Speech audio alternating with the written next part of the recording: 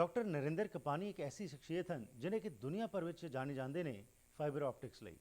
ਉਹਨਾਂ ਦੇ ਨਾਂ ਦੇ ਉੱਤੇ ਕਈ ਪੇਟੈਂਟਸ ਹਨ ਅਤੇ ਉਹਨਾਂ ਨੇ ਕਈ ਰਿਸਰਚਸ ਕੀਤੀਆਂ ਲਾਈਟ ਦੇ ਉੱਤੇ ਅਤੇ ਉਹਨਾਂ ਨੂੰ ਕਿਹਾ ਜਾਂਦਾ ਹੈ father of fibre optics.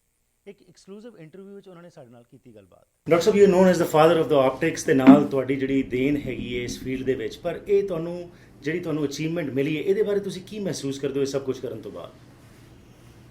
Well, it's something that came out of a lot of hard work and making the right decisions at the right time and moving forward. And I guess there is a lot of luck involved in it too. And we can't ignore that as a potential. But what has happened has been very delightful. And we have more to do, and we're going to do that. What would you ascribe your success to? I think deciding what you want to do and making a deep commitment to it and working hard. It takes a hell of a lot of hard work because nobody succeeds all the time. There's always failures, and you have to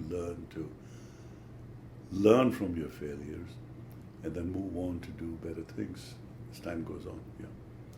When you went through failures, what was it that kept you motivating and you continued what you did? I think I always knew that in the long run things are going to be going very well indeed. Yeah. How far was spiritual help? ਤੇ ਖਾਸ ਤੌਰ ਉੱਤੇ ਬਾਣੀ ਦੀ ਜਿਹੜੀ ਤੁਸੀਂ ਗੱਲ ਕਰਦੇ ਸੀ ਕਿ ਮਾਤਾ ਜੀ ਵੱਲੋਂ ਘਰ ਦੇ ਵਿੱਚ ਇੱਕ ਇਹੋ ਜਿਹਾ ਮਾਹੌਲ ਸੀ, ਕਿੰਨਾ ਕੁ ਇੰਪੋਰਟੈਂਟ ਹੈਗਾ?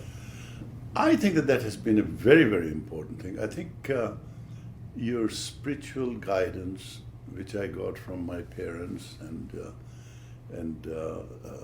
others, has been immensely valuable. It's a cornerstone, frankly, of what builds a person, in my opinion. Yeah. Generally what we find is when someone reaches the top, the first thing to go is of the dastar. What kept on with you? ਤੁਸੀਂ ਕਿਸ ਤਰੀਕੇ ਨਾਲ ਦਸਤਾਰ ਨੂੰ ਸੰਭਾਲੀ ਰੱਖਿਆ? It has never been a problem with me. I mean, I left India in 1951.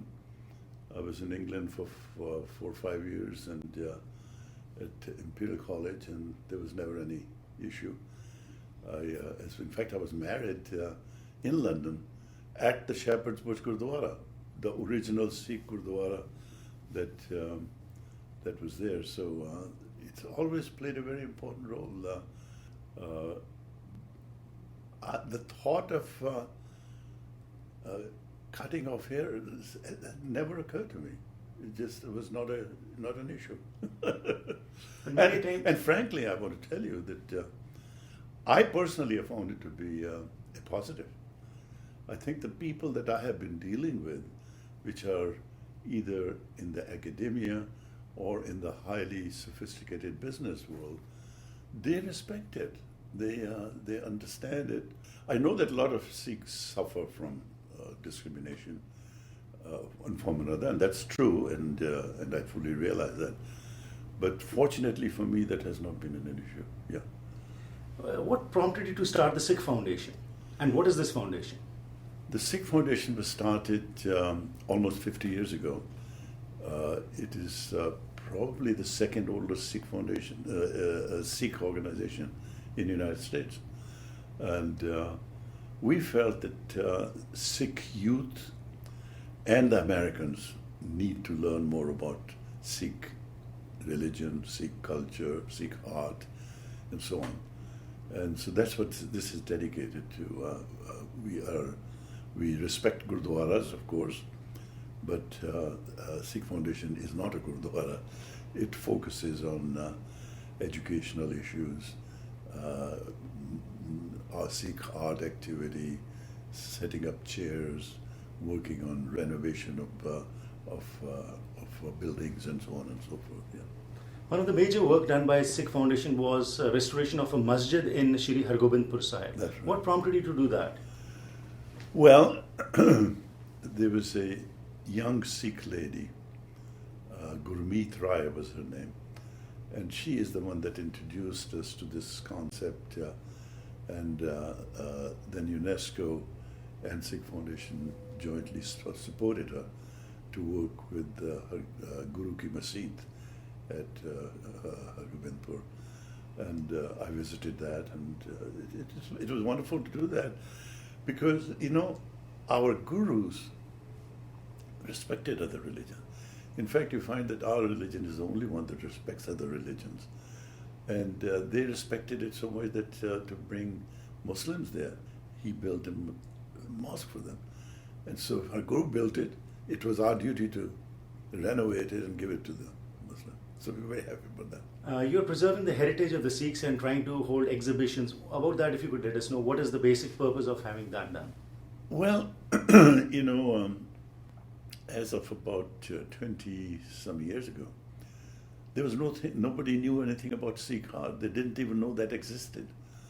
And because of the collections that I have seen and I've inherited from my family, I knew that there is a very high quality Sikh art available. And so I started letting the world know that there is such a thing as Sikh art.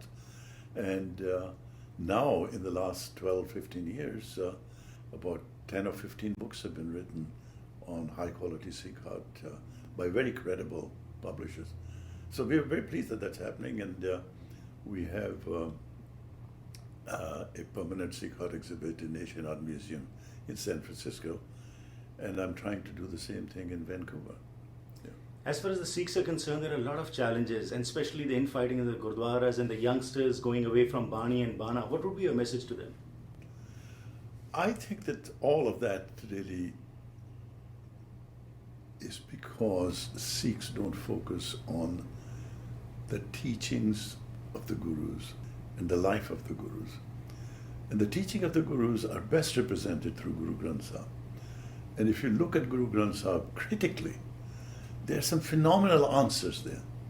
I think, for example, you find that Sikhs make outstanding entrepreneurs.